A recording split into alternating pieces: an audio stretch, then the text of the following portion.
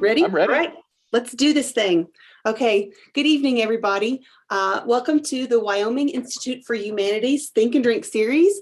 We hope you're all taking care and enjoying some shots of the spring sunshine when you can grab them. I'm Nancy Small, a professor in the Department of English, and I'm a member of WIRE's current steering committee. Together with my fellow steering committee representative, Dr. Jennifer Harmon from UW's Family and Consumer Sciences, we're here tonight to enjoy a great panel conversation on Dr. Alexandra Kelly's book titled Consuming Ivory, Mercantile Legacies of East Africa and New England. Before we get started, I have a couple of technical notes to share. If you want to see all the speakers, I think I'm pointing to the right corner, you can press Gallery View. If you only want to see the current speaker, you can press that same button again to toggle to the speaker view. You can type comments and questions into the chat, and we will all see them. And you may also type questions into the Q&A box. And if you do that, only the speakers will see them. If you want to keep in touch with us, please send an email to humanities@uwyo.edu. I'm about to drop that in the chat to everybody, and we can add you to our email list. I'm also going to make a very important announcement that we have a few copies of Dr. Kelly's book, Consuming Ivory, to give away. So if you're interested in one of those, please email that address that's in the chat and let us know. You can also see recordings of our past events and this event soon to come on our YouTube channel. So just go to YouTube and search for the Wyoming Institute for Humanities Research. So I'm going to offer some brief introductions to each of our panel members, and then I'll turn it over to Jennifer to get started. So Dr. Kelly, also known as Allie, received her PhD from Stanford University in anthropology and has been teaching in history and anthropology at the University of Wyoming since 2014. She's also the new director of the UW Anthropology Museum and is conducting a historical archaeology project at Carbon City, Wyoming, the first coal mining town along the Union Pacific Railroad. She's interested in linking her work in East Africa and New England with the American West through themes of capitalist expansion, material culture, and heritage discourse. Along with Dr. Kelly, we've got Dr. Adam Blackler, who is an assistant professor of history at the University of Wyoming, and his forthcoming book is entitled An Imperial Homeland, Forging German Identity in Southwest Africa. It will appear in September 2022, so soon to come. Congrats, Dr. Blackler. And the Pennsylvania State University Press's series called Germans Beyond Europe, which is sponsored by the Max Cade Research Institute. Finally, we've got Dr. Melissa Morris, a historian of early America and the Atlantic world, whose research is centered on the late 16th and early 17th centuries. Melissa is particularly interested in cross-cultural interactions that defined colonial encounters, the role of plants in driving European expansion, the dissemination of geographic and agricultural knowledge, and colonial failures in the Americas. She has a current book project under development, and it is titled Cultivating Colonies, Tobacco, and the Upstart Empires, 1580 to 1660. So thank you all for letting me make these introductory comments. I'm ready to drink and think, or think and drink. I wish I were sitting and knitting, but now I'll turn it over to Jennifer and sit back and enjoy the show. Thank you all for being here. Thank you, Nancy, for those excellent introductions. And as Nancy said, my name's Jennifer Harmon, and I'm also on the Wyoming Institute for Humanities Research Steering Board. I'd like to invite Dr. Kelly to say a few words about the work we're going to discuss. So Dr. Kelly, please.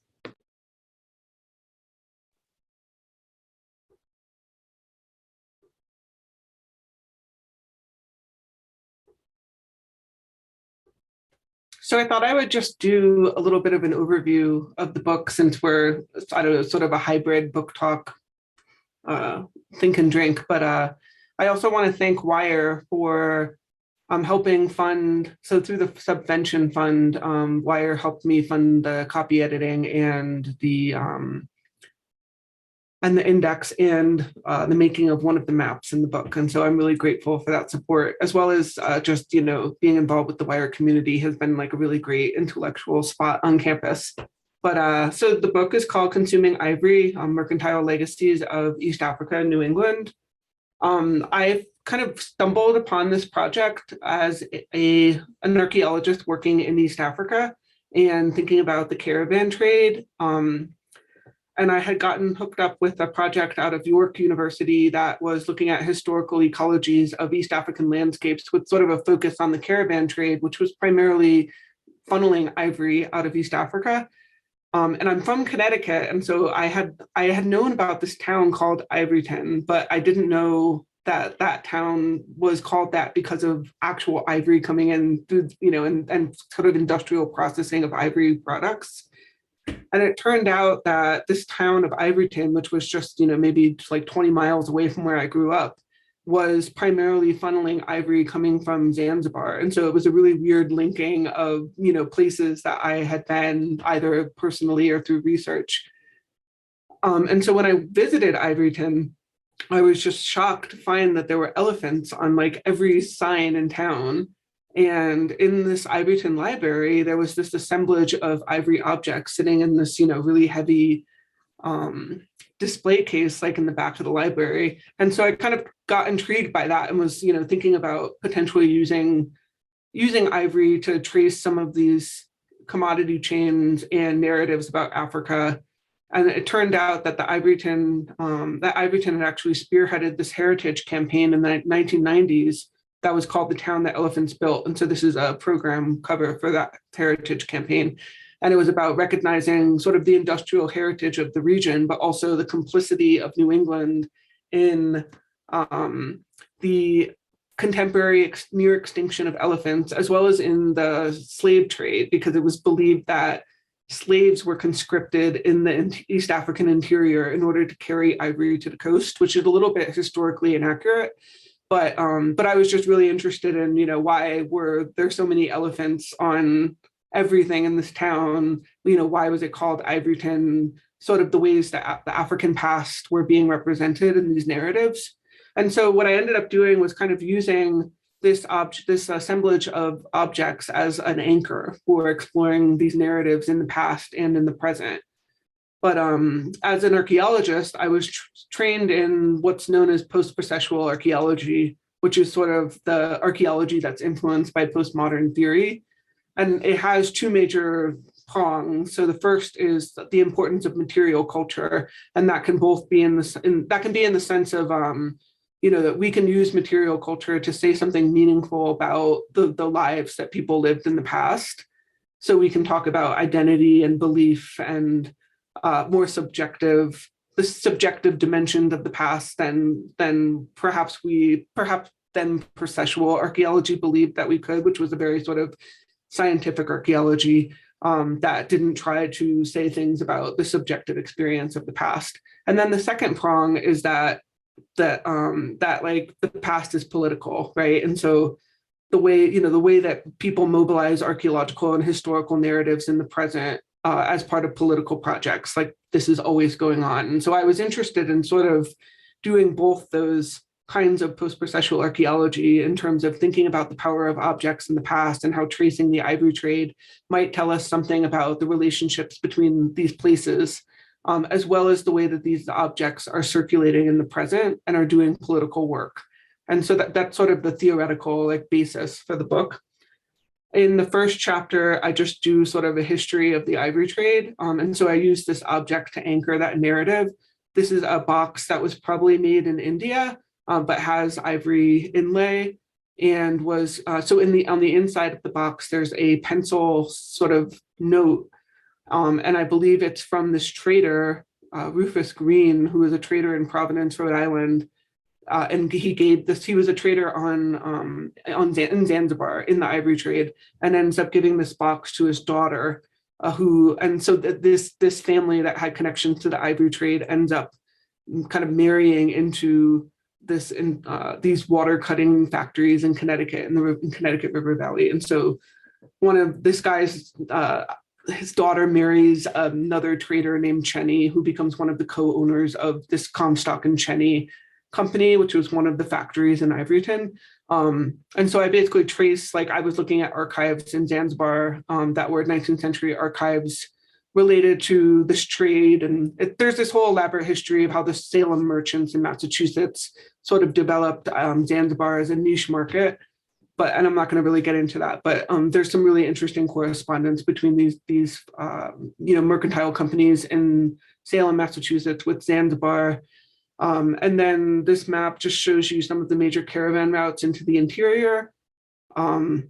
This is an image of one of the factories in Ivoryton, and I just love how, it's an elephant weather vane. They're holding these trophy tusks out front. And that seems to, we have pictures. I have one later in this PowerPoint, but there's pictures of the factory baseball team. So this was a factory town, and it was, they had built all this infrastructure in the town to support the two factories. So there was like a playhouse, which becomes this famous Ivoryton Playhouse where Katharine Hepburn got her start. But there was a mercantile store, which I think is the building that actually becomes the library. Oh no, the library was set up as a library, and the next door building is like the mercantile store that's now another kind of gift shop. But and they built all this housing for the employees as well. And so there's this whole kind of industrial paternalism thing going on in Connecticut. But the photo I have later on is of one of the factory baseball teams for Ivoryton. They have elephants on their uniforms. And so this sort of, the symbolism of elephants seems to go back to the foundation of the town. And then also just finally, this is what they were primarily cutting was piano key veneers. And so this was how they would cut a drum section of the tusk. And then you would get the long and the short key veneers for piano keys, and they were making keyboards for all the best piano companies.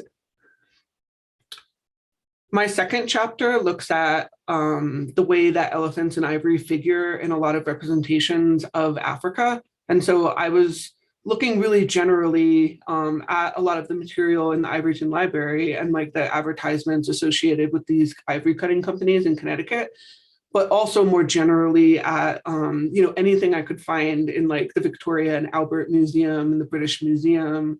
I went to Sheffield, where the cutlery industry was located, and looked at a lot of like advertisements for cutlery that had ivory handles and various catalogs of goods that involved ivory.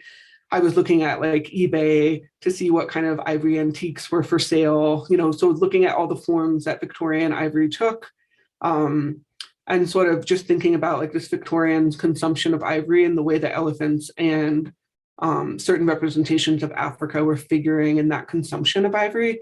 I also found a lot of really interesting imagery associated with particularly British imperial projects in Africa. So, like coins for the South African trading companies and West African trading companies often involved ivory tusks or elephants.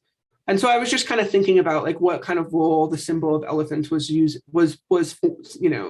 serving in representations of empire, and how elephants seem to sort of serve as a symbol for colonialism in Africa as well as India, and how there's these different registers of kind of tribalism and Orientalism and the way that these relationships are being represented. I love this ad because it shows the commodity chain of, an African native with an ivory tusk and like a spear, so like representing hunting, and then we see this sort of Orientalist motif of the elephant and rider. I'm not exactly sure what this, I'm assuming it's sort of like Western agriculture, and I'm not exactly sure how it fits into this. So if anybody has any ideas about that, I'd love to hear. But then this sort of, typical scene of like Victorian domesticity with the piano in the parlor. But, just like elephants being represented, so even if the ivory was coming from Zanzibar, it often was represented in Oriental ways as well as more African ways. But some of the objects I was looking at here was this armlet, which I don't know the provenance for, but the Comstocks did a trip in Africa in East Africa and South Africa in the late 19th century. And this looks really similar to another ivory armlet that I saw in the Pitt Rivers Museum, but seems to have been like, an armlet that was maybe from East Africa. And these are some other objects that are in Ivoryton: pearl bead necklaces and toothpicks.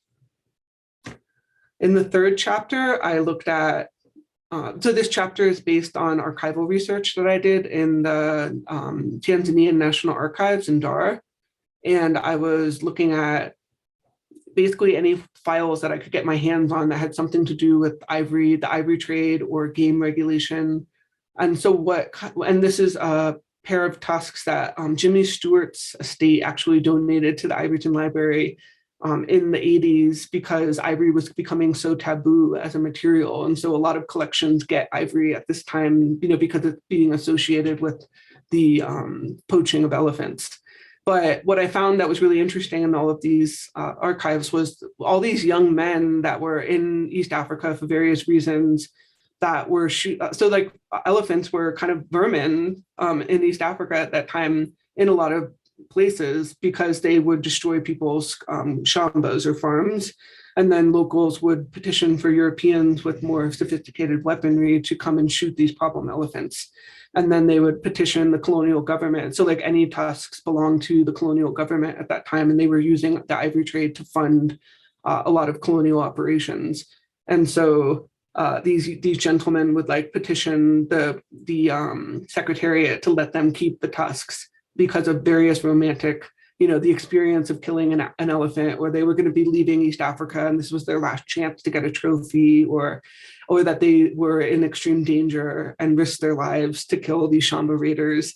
And so I was just really interested in like the kind of trope of ivory as a trophy and the kind of emotional narratives in the archives about this. And what I also do in this chapter is look at the formation of a conservation ethos in East Africa. And so primarily there were game reserves in place to protect elephants, but not to just protect elephants by, for elephants themselves, but rather to protect game for white hunting. And it's only really when we get into the post-colonial period where there's a lot of anxiety about African abilities to manage wildlife that you start to see like more modern narratives about wildlife conservation. And then I returned back to Connecticut and look at when the companies go out of business in the mid 20th century, primarily because the piano becomes less popular and people are getting TV, radios and TVs, and every home doesn't have a piano in it anymore. And so the companies sort of go out of business gradually. This is an image of one of the company factories with the elephants on their uniforms. But one of the former employees of Comstock and Cheney, which actually merges with the other company, which was called Pratt Reed. This woman was one of the employees of that company in the mid 20th century, and then becomes sort of the director of this new ivory museum that one of the former executives forms. And so what was really fascinating about this museum was that they got objects from people still living in town that had accumulated various objects from working in the factories. And people were pulling ivory objects out of their attics and like in drawers and donating them to the collection. And then a lot of the executives donated some of the more like global ivory objects. But these are ivory flower triers. So they would be used to sift through the flour to check for bugs. This is an ivory business card. And so Robert Comstock was the last president of Comstock and Cheney, and also the person that was behind the establishment of this museum. And then this is an ivory date card. And so, they could write on pencil on the ivory and then rub it off.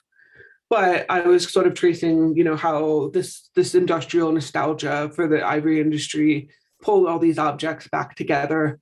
And that leads to the final chapter where I look at more contemporary heritage narratives. And so the director of the Ivoryton Library in the 90s found a bunch of ivory objects and company, archives in the basement of the library.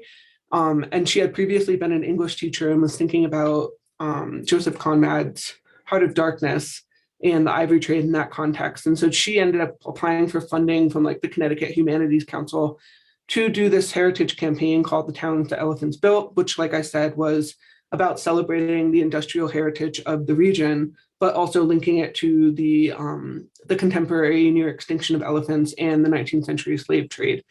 And so with that, I started thinking about there's sort of a burgeoning slave trade tourism in East Africa, and they're very much using the model of West Africa, where you have the establishment of, all of these slave forts and doors of no return, and you have the African-American diaspora returning to West Africa to sort of experience these places as, really focal sites of the slave trade. They're doing something similar in East Africa, but it's the narrative is complicated by the fact that East Africa was part of this really cosmopolitan Indian Ocean commercial system. And at the time that Europeans and Americans are starting to trade in East Africa, it's actually part of the Omani Empire. And they've kicked the Portuguese out and are the ones that are really funneling the trade through Zanzibar and encouraging all this Western mercantile activity. But, and so in East Africa, there's very much this ongoing tension between the descendants of slaves and the descendants of slave owners. And there's sort of this African versus Near Eastern or Middle Eastern ancestry thing. But, and I also was, and so this is outside the caravanserai in Bagamoyo, which is one of the termini for these big caravan routes. And you can see a slave carrying ivory. And so these sites are being the sites are important to the ivory trade. They're being narrated as important to the slave trade. And so despite the fact it was a very robust slave trade in East Africa, but it was not the same thing as the ivory trade. And one of the things that's problematic about the narratives tend to couple the ivory and slave trades, and they'll be called the black and white golds. The problem with this narrative is that it erases this whole history of Africans actually very proactively engaging with capitalist trade in East Africa. And so a lot of the porters that carried ivory in the 19th century were groups that had a kind of mixed subsistence strategy. And during the dry season, the men would sort of hire themselves out to caravans. So for example, the Nyamwezi in Central Africa, it was a rite of passage for young men to engage in the caravan trade, and they would be able to wear ivory artifacts as a rite of passage of having completed that. And so I think what's problematic about this narrative is that it's actually erasing this active history and sort of, rewriting the East Africa as not being an active actor in 19th century commercial exchange. This is an image from Zanzibar, which was an important site to the slave trade, but there's a Catholic church that was built on a former slave market, and it's part of this whole cult of Livingstone. The cross of the church is supposedly the tree that Livingstone's heart was buried under in modern day Malawi. But there's just very much kind of really prioritizing the slave trade. There's been a lot of heritage sort of recognition of the slave trade in East Africa on a global scale, for example, UNESCO's slave trade routes, and sort of, commemorating the slave trade, which I think is really important. And I would never want to downplay that history, but is perhaps not as wedded to the ivory trade as we make it seem. And then the other half of the chapter deals with how sort of the Orientalist narratives associated with the fact that East Asia is the major consumer of ivory now. And I use this object in the Ivoryton collection with Asian motifs. But there's been a lot of Western conservation activity in East Africa and in East Asia that is geared around, I think it just sort of has a little bit of a white saviorism narrative, that it's Western conservation is going to go in and solve this problem of African and Asian poaching. And what was really interesting about both these narratives together is that Westerners very much vilified Arabs in East Africa as cool slave traders in these 19th century narratives. So if you look at Livingstone and any of these European explorers, they talk about the cruelties of the slave trade. And there's been some historical argument that it was this sort of, I don't know if I should, exaggeration is not exactly the right word, but this sort of highlighting the cruelties of Arab slave trades was one of the ways that these colonial actors in East Africa generated public support for increased British imperialism in East Africa. And with the contemporary narratives, I think we see a lot of the continuation of these sort of Orientalist narratives of Oriental cruelty, in the sense of like East Africans continuing to consume ivory, even though they know that elephants are going extinct. And I was looking at the idea of ivory burns as potlatch. And so that was another thing that I kind of did through the book, was look at these tropes of like anthropological exchange, economic anthropology or anthropology of exchange motifs, like the gift and the commodity, the trophy, potlatch, and look at ivory in these different lenses through these chapters. And so I'll end there. Let's see. Okay. Sorry, went a little bit over. Oh, sure. That was really fascinating. Thank you, Dr. Kelly. Yeah. There is a question in the chat for you, or Adam or Melissa could also offer their perspectives on this as well. What would be the difference between an illegitimate white saviorism and a legitimate attempt to right wrongs perpetrated by Westerners in Africa? Yeah, it's obviously really tricky. I think that part of the issue is that Western wildlife conservation has in some ways prioritized elephants as like charismatic megafauna over the needs of local African communities. And so in places like around the Serengeti, you have, periodically, like elephants are actually doing pretty well with the protection measures that have been put in place. And they will periodically, the herds will become too large for the carrying capacity of the national park landscape. And so they will authorize culls and or like elephants will get out of national park boundaries and will be destroying people's crops again. And so I guess I'm just interested in the way that this sort of Western wildlife conservation model has often excluded indigenous people from the landscapes that they've occupied for long periods of time.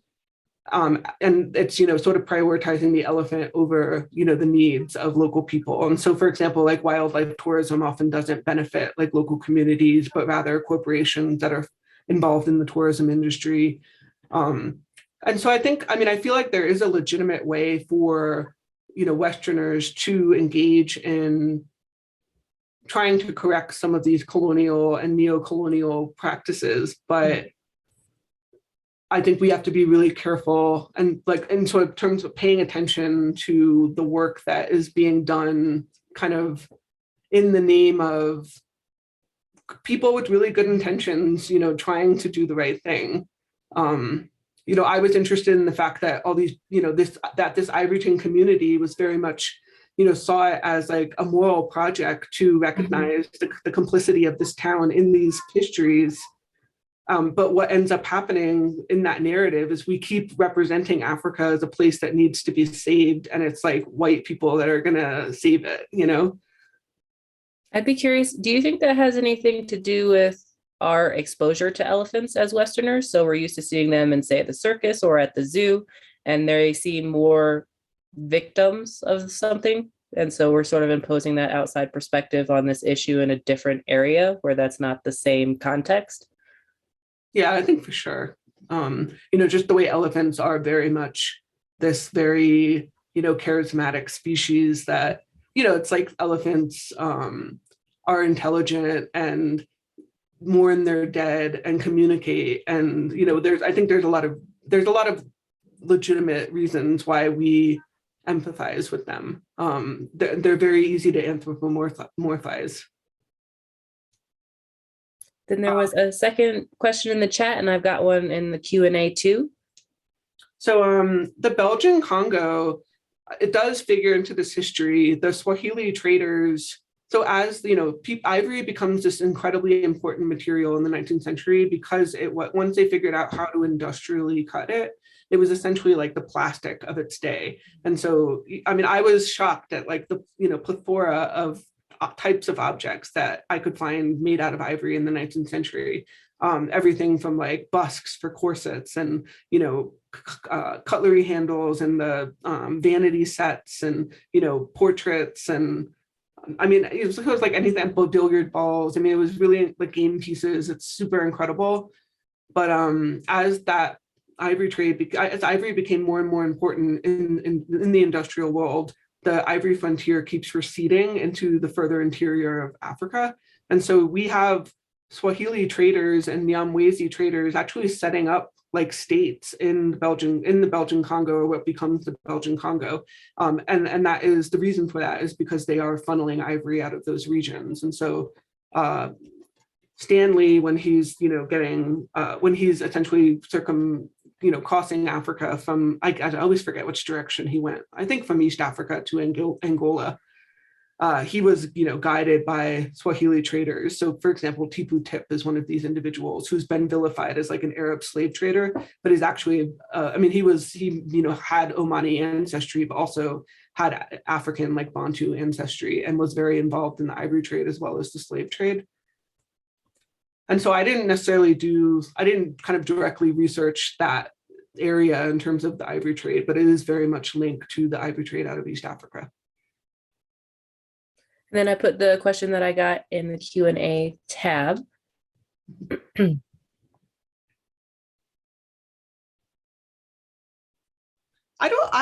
I'm not exactly sure what the reaction of like Ivoryton residents has been. I've always been really open to going back and giving a talk. Like I've been in conversation with the library director. I sort of feel like maybe there's a little bit of resistance to have me come talk because I'm sort of unearthing this negative narrative. I'm not sure.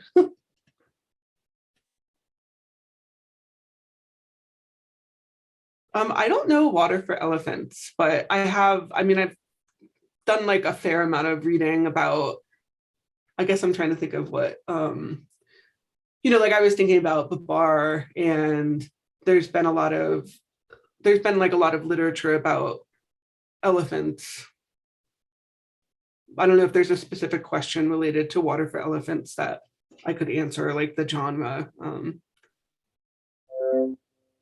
So bakelite, this is really fascinating to me. Essentially plastics were invented in order to save the elephants because ivory was becoming so scarce, and there were anxieties about elephants going extinct. And so people were experimenting with different chemical reactions to produce what becomes plastic. So bakelite was an early plastic, and it was specifically related to billiard balls. And so because billiard balls they crack, it's like you have to keep them in very dry climates, and so particularly in like colonial context, people would have billiard balls in tropical climates and they would crack, and so that was sort of a problem. And so I think the first like plastic experimentations were trying to recreate a material for billiard balls, but the early plastics were apparently somewhat explosive, and that was an issue with early billiard balls. And this is similar to, like petroleum was initially advertised as being something that would save the whales and replace whale oil. Mm-hmm. And so I'm really fascinated in the way that these new industries emerge as like solutions to earlier problems and then become their own problems that need solutions. Yeah, I feel like I did read that Water for Elephants book. And it is, I was looking a lot at like the way that elephants figured in like early European menageries, and there was often like religious symbolism of the elephant and castle motif. There was this idea that like when elephants fell down, they couldn't get up because their knees didn't bend, and people would use that to represent, like Christ would often be riding an elephant in like medieval bestiaries, or, there's like a lot of literature about elephants in Western contexts, and so I definitely cover that a little bit in the symbolism chapter. But I'd be curious to know sort of what was the height of the ivory trade. I was only able to read the first chapter before our event tonight, so I didn't really catch what sort of time period was the height of the ivory trade. I would say the last few decades of the 19th century was really like the boom, but it was a really important colonial commodity for, like traders in Africa way back to, the Portuguese, like in the 16th century. And then I think it's really with the demise of the piano that the industry sort of declines in the 20th century. Allie, if I may jump in just for a second. First of all, thank you very much for this very rich presentation and these excellent, if I may, answers to these very good questions. I really appreciated the one in particular about conservation and what's a good example as opposed to maybe a more malicious or ineffective example. But if I may, one of the many things that struck me about your book, and there are many, I really appreciated, among other things, how you incorporated source materials, methodologies, histories of all of these disparate places and communities around the world into this very, as I say, rich narrative. This is a general question, would you comment a little bit on how you went through that process? This presentation kind of did that a little bit, but your process, I would be fascinated to hear more about. Yeah, I always feel sort of mixed about it, because in some ways it was super organic and sort of haphazard or like accidental. But in other ways, I feel that it was like a real methodology and did perhaps like trace some things that wouldn't be visible in other ways. But I mean, like I said, I was trained as an anthropological archaeologist. And so I was, I kind of originally wanted to do something with looking at Western, or rather African appropriation of Western commodities. So like beads and cloth and brass wire and, guns and those sort of things, kerosene in East Africa, and use that to talk about, Africans being like active partners in the rise of global capitalism. And then I ended up kind of getting involved in this historical ecologies project and focusing on Ivory, which kept leading me out of Africa. And so that was something that I sort of struggled with. But when I was looking at when I saw the collection of objects in Ivoryton, I knew that that was going to be my anchor. And in that way, I was using a lot of my archaeological training in terms of thinking about objects as being like objects as anchoring social relationships. But it was much more of kind of a museum, like material culture studies problem than, I have done excavations and survey in East Africa, but I wasn't using any of that material in my dissertation. There was, alongside the ivory objects in the Ivoryton Library, there was a ton of company archives. And so I started using a lot of that material to sort of put the ivory objects into context. And when I was in East Africa, my roommate was an Africanist historian, and the museum that I wanted to work on was like unexpectedly undergoing renovations. And so that was I like tagged along with her to the Tanzanian National Archives one day and was like, oh, there's like all these game folders and all these conversations in the colonial archives about elephants and ivory. And so I would never have done that research if I just hadn't happened to be with those people in East Africa. And that ended up being really lucrative. And I spent, months doing that archive research, which I wasn't, actually trained to do really. But I came from a program that did have some historical archaeology. So that's archaeology when you have written documentation. So I was really fascinated with the sort of interplay of texts and objects, thinking about texts as objects, thinking about what, sort of dissonance or complementariness there was between the text and the objects. And then I also came from a program that had a lot of scholars looking at critical heritage studies and the way that archaeology is being used in contemporary political narratives or in political narratives in the past. And so I pulled the heritage stuff. When I saw the heritage campaign that Ivoryton did, it seemed really obvious to me to like bring this into the present and talk about these objects circulating in the present. But I'm totally I feel like I'm a convert of that kind of interdisciplinary work, but it does make things tricky in terms of situating myself in, what kind of research do I do and who am I talking to? I'm going to also jump in because, and Adam and I were invited to spur conversation, but the fact that we had to jump in later because there's so many great questions, I think is a testament to the fascinating and wide ranging topics that this book covers. So you should get your own copy if you don't have it already. But one of the things that really struck me is I'm trained as a historian, work just as a historian. And historians do increasingly, incorporate material culture in addition to written documents, which is kind of what we typically use. But what I loved about the book was the way you wrote about historical documents as also material objects. So you describe like the wormholes in the paper or the way that it glitters because there was sand on, and those, I knew exactly what we were talking about because I've seen all of those things, but it would never occur to me to write about them in that way. And it just, for me, really made these written documents come alive. So I don't have a question. I just loved that I do have questions, but since you were talking about, using documents as someone trained as archaeologist, I just wanted to bring that up because I just really I was like, I can imagine what these documents look like. And it would never occur to me to have written about documents like that myself. But a question that I had, one of the things that was quite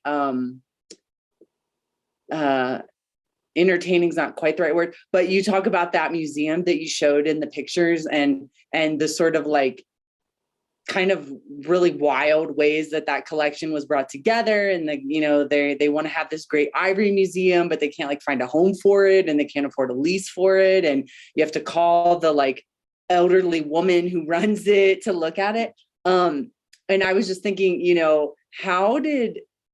now you are now a museum director yourself. So I was just wondering if there were like any things that how like your research on either, this museum and other museums, how that informs your work, not to correlate our amazing, anthropology museum with this like slightly weird ivory museum, but just the sort of like kind of almost caper-like quality to that museum really struck me. So I was just interested in your thoughts as someone who's like running a museum now. Yeah, I think two things that it makes me think of is one, because ivory was so prevalent as an industrial material in the Victorian period, like it's everywhere, super easy to find ivory in antique shops and people have stuff in their houses. And it's almost like, there's definitely nicer pieces that I think would be considered, antiques and like family heirlooms, but it's like a lot of material that is just like in people's drawers or in boxes in the attic. And so I was interested in this kind of weird like category of ephemeral material that is not necessarily nice enough to be in a museum, but is also too valuable to just throw away. Or like ivory becomes taboo and people know it's something valuable, but they don't want to own it anymore.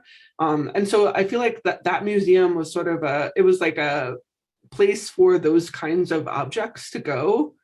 And the other thing I was thinking about is just, and I've been thinking about this in relation to the Anthro Museum as well, but the history of, these are like these assemblages that, with the ivory assemblage, it was very much like these objects that had been together in terms of being industrially manufactured in one place. And then they sort of disassemble and then they reassemble in the context of the Ivory Museum, and then they disassemble and then they reassemble in the context of the Heritage Program, because one of the things that the Heritage Program did was get these objects collected again and like circulated to the two people in the town as part of the program for the Heritage Program. But I think that it's really interesting to think about the history of these assemblages as and they're their own like material histories that can be used to trace like various kinds of relationships that are often problematic. Like they're not, like none of these museum collections are these neutral like ahistorical things. They're very much this historical assemblage that I think has a lot of potential for analysis. We did have one more question in the chat. Are the ivory stockpiles still being used to influence the price of black market ivory and putting poaching pressure on elephants? Yeah, there's this really, I talk about this in the book a little bit. There's a really fascinating discourse around what to do with the ivory stockpiles. And so that's one of the reasons why I showed this picture of an ivory burn in that last, in the slide for the last chapter. But there's some people that advocate for just burning and destroying all of this ivory in order to take it out of circulation, which is one of the reasons why I compared it to potlatch. But and so, there's there's conservationists that argue that like there should just be a total ban and all the ivory that exists should be burned in order to prevent it from ever getting into the market. There are others, particularly a lot of sub-Saharan African states, that want to get permission to do like one-off sales. So, you know, they accumulate ivory naturally just by elephants dying, and sometimes, you know, white trophy hunting, or you know, having to cull the herds. And these nations want to be able to sell their ivory in order to generate funding. Usually they say they'll funnel it back into conservation efforts. But there's a lot of debates about it. And one of the issues that I had doing the research for this book was I just became really seduced by ivory as a material. And I wanted to own my own ivory object because it was like a tangible thing that, you know, I could link to all of this research that I had done, and, you know, thinking about elephants and ivory for like a decade. And I was really lucky. My step grandmother had a little carved like ivory elephant that was her mother's, and she actually gave me that, you know, I don't know, maybe like when I graduated grad school. But so like I got my ivory object, but I feel like, you know, very problematic about it, because, you know, I think there's a good argument for the idea that like continuing to allow some ivory trade allows for people to keep fetishizing this material and like keeps the consumption of ivory alive.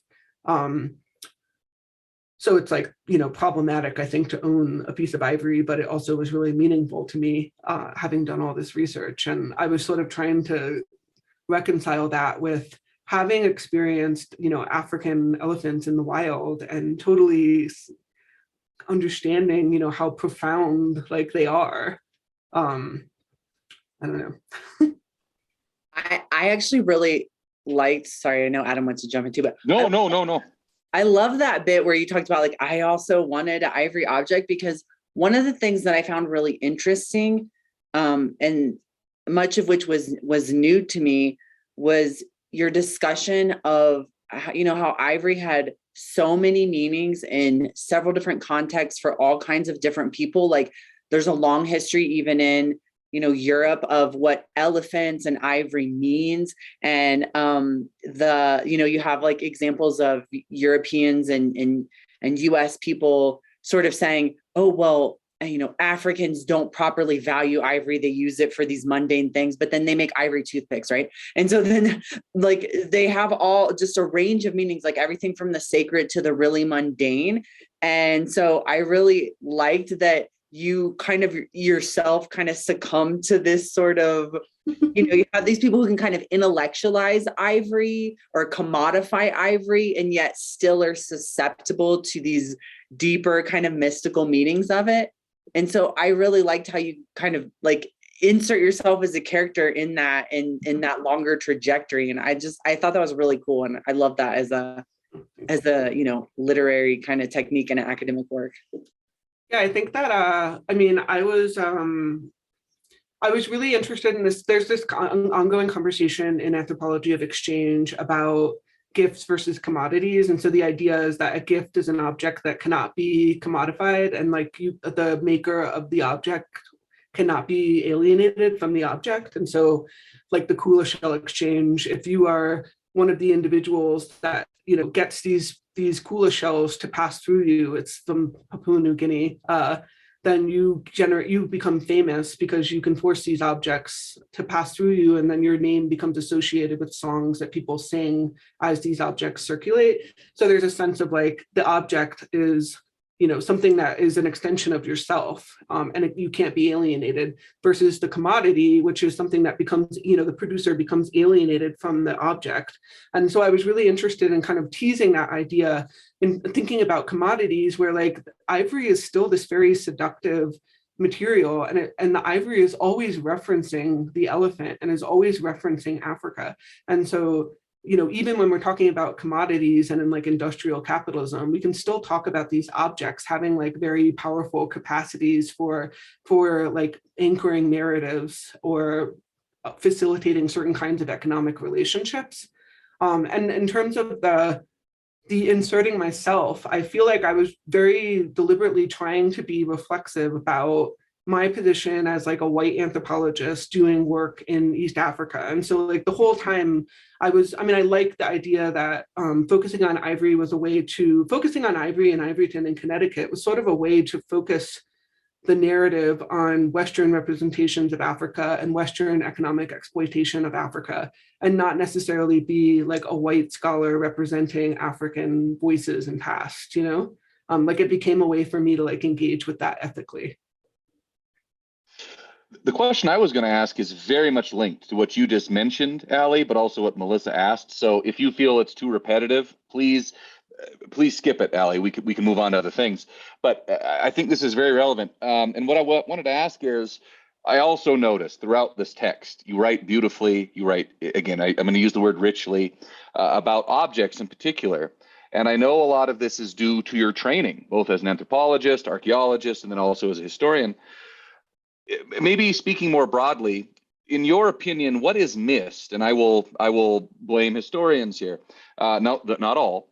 What is missed when scholars don't do the kind of work that you engaged in, actually giving, if you will, agency or some element of agency to an object and what it can tell about this history?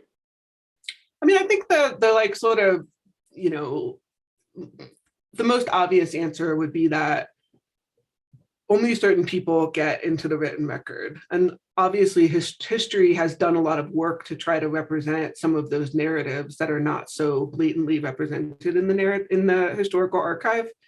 But I think that objects is another way to get at, marginalized or unrepresented voices. And so, for example, a lot of the East African scholars I'm thinking of like Jeremy Prestholt and Pedro Mercado and Karen Palaver all work with like Western commodities in East Africa. And by focusing on, I believe they're all historians, but by focusing on commodities, they are able to make African engagement with capitalism much more visible. And they're able to show how African demand for certain kinds of cloth and beads or, what have you, shapes the development of global capitalism. So for example, this Mercantile cloth was super popular in East Africa. The Salem merchants end up establishing their own textile factory in Massachusetts in order to produce this cheap cotton cloth and supply the African market. And like the British try to copy it, and the like East African consumers don't want it unless it has the legit, it was like Phnom Kiag textile factory like stamp on it. Or like, how African consumption of textiles was really important for the Indian textile industry, or for the bead industry in Prague and Murano. And so I think that, by focusing on the objects, we get at these histories that are not represented as obviously in the historical record. And I think, in this way, texts can act as objects too, but I think there's something really profound about the importance of material culture. And to like use a Marxist argument, but that the material is like foundational to a lot of these relationships. And so looking at the objects helps us really trace that directly. To that point, I think you've succeeded in this book very well to, among other things, make that argument. And I realize I'm a little biased here. I love your work, and we're also friends and colleagues. I think this would be a great example in some of our methodology courses on how to actually conduct this kind of history, structural history, materialist history. But again, I digress. I have other things I could say, but I ask more accurately. But my illustrious colleague, Dr. Morris, I'm sure you have another thought if you would like. I don't want to monopolize. Many, and also if any of you out there watching would like to pose your questions, please do. But I was just more of a comment than a question.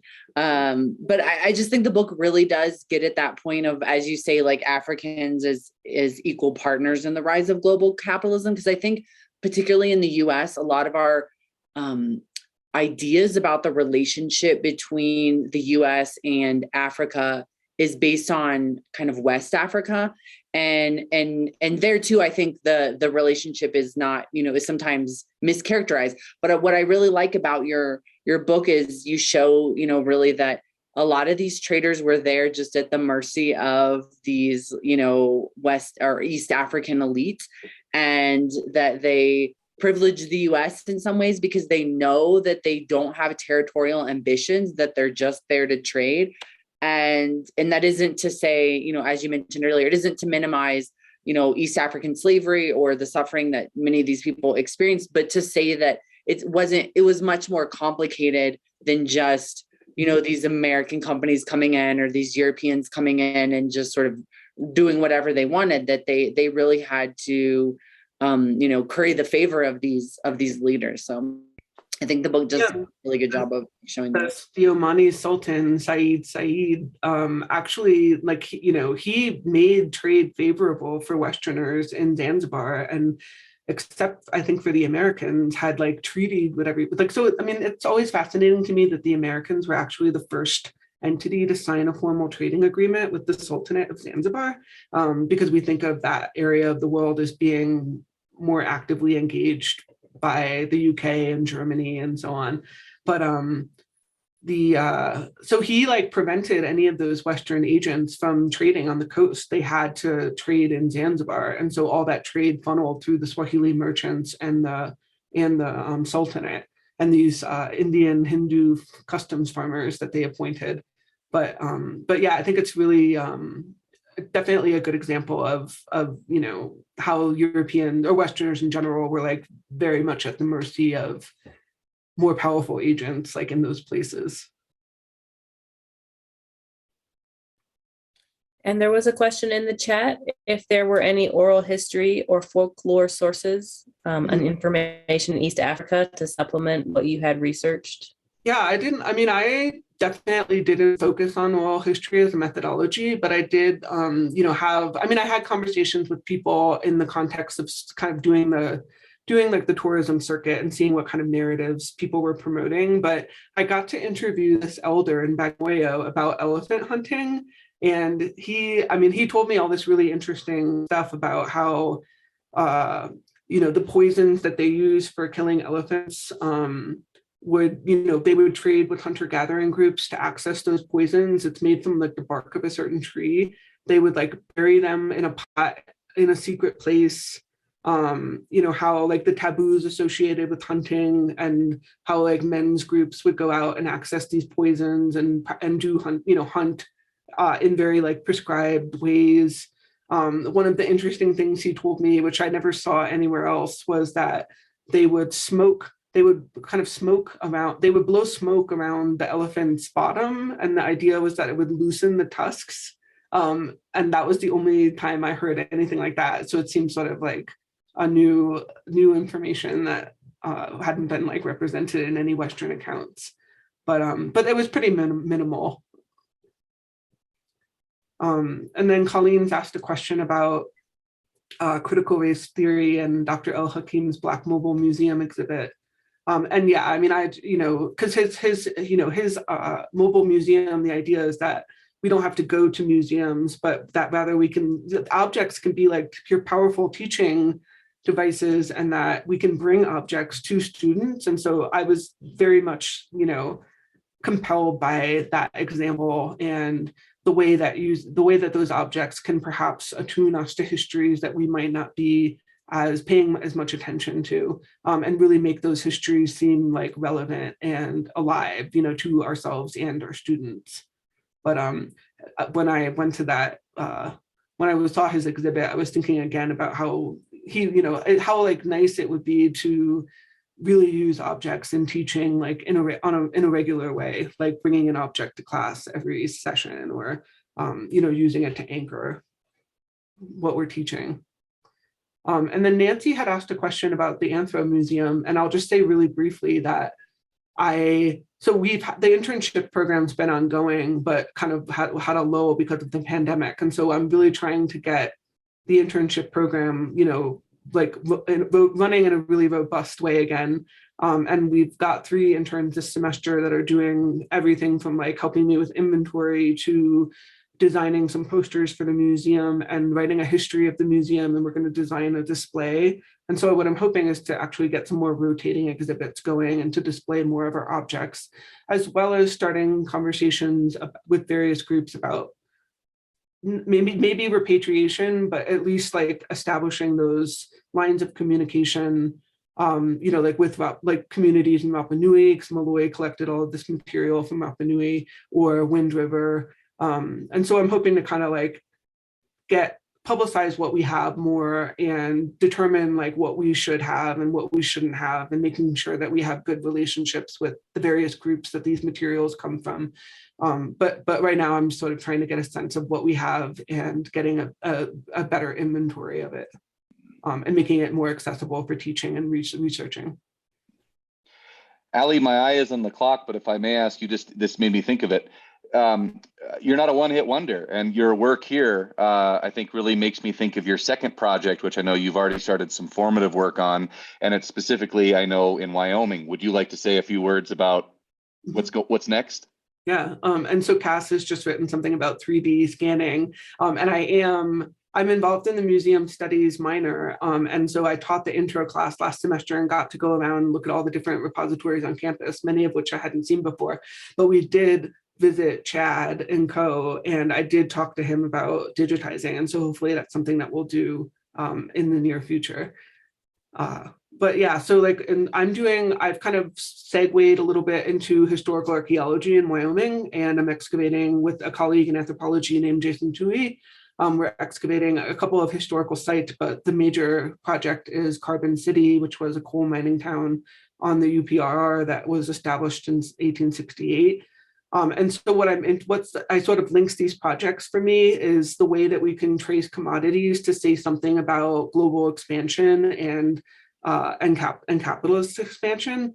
And so I'm thinking a lot about, so for example, like the miners had to spend their paychecks in the company store, and this was the reason for a lot of strikes in the town's history. And so I'm sort of interested if we can tell, when we excavate, can we like document objects that were probably legit objects that were bought through the company versus like illicit material that maybe people were getting else? How can we look at, we have a lot of different immigrant groups coming in. Can we trace the establishment of like ethnic barrios through the consumption, of certain kinds of commodities? Or do we see the formation of sort of like a white frontier identity through the consumption of like capitalist commodities? So I'm really interested in that idea of like carbon as a node on the railroad and as part of these global networks of consumption and production. But there's also a lot of really interesting heritage stuff to do there in terms of the way that we remember and narrate that period of settler history. I'm interested in this sort of boom bust cycle of, energy extraction in Wyoming and how we might link those histories. Because, carbon went bust in the first decade of the 20th century, and the whole town basically relocated to Hannah, which is the reason why it's a ghost town. There's nothing really on the surface except for some stone foundations. So I'm really excited about it, and I'm hoping at some point to, link it to the work that I did in East Africa and New England. And also, and you can say more about this, Ali, but if, you're a UW student tuning in now or watching this later, you can help with this, right? You run a field school. Yeah, so we do, I co-direct the archaeology field school, and we, I think it's one of the only field schools that you can do where you get to do, prehistoric, like Clovis period stuff and historical archaeology. So you get a really wide range of skills, but we run the field school every summer and are always looking for students to participate.